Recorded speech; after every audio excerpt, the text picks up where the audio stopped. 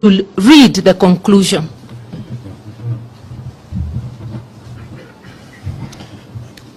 In light of the above, we state as follows. Kenya Kwanza regime must stop profiling Mount Kenya youth as Mugeki or Walefi.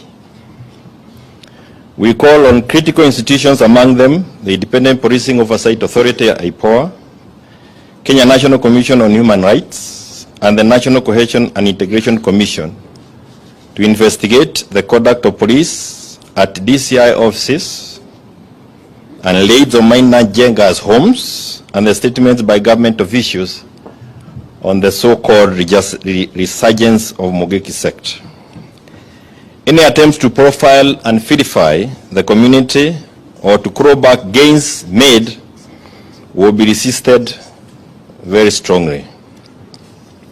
We will resist KK regime economic policies that are designed to oppress, deprive, or curtail economic opportunities of any of the communities that make up the state known as Kenya.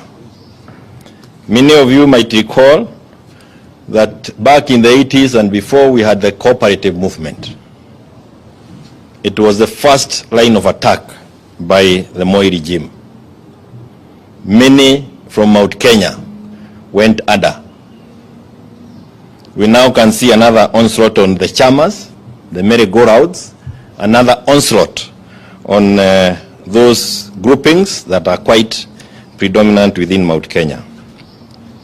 We will continue monitoring, documenting, and responding to emerging policy and human rights abuses affecting Mount Kenya region and any acts that are outside the rule of law. Kenya Kwanza regime, in its evil design to impoverish the poor people of Mount Kenya, must be reminded that it is not possible to legislate the poor into prosperity by registrating the wealthy out of prosperity. We demand the immediate withdrawal of the Finance Bill 2023 in its entirety. The unwarranted and uncalled for attacks on His Excellency President Uhuru Kenyatta, the Azimio chairman, must stop.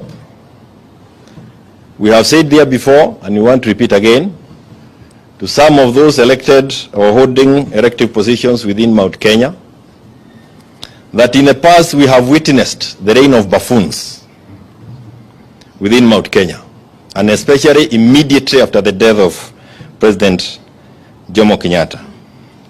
We shall not allow this same behavior again within Mount Kenya.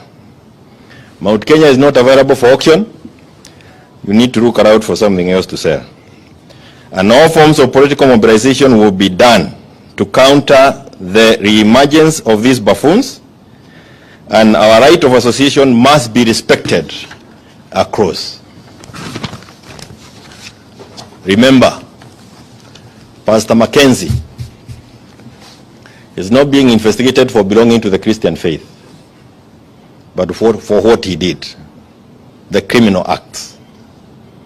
Our rights of association, our right of association must be respected. I thank you.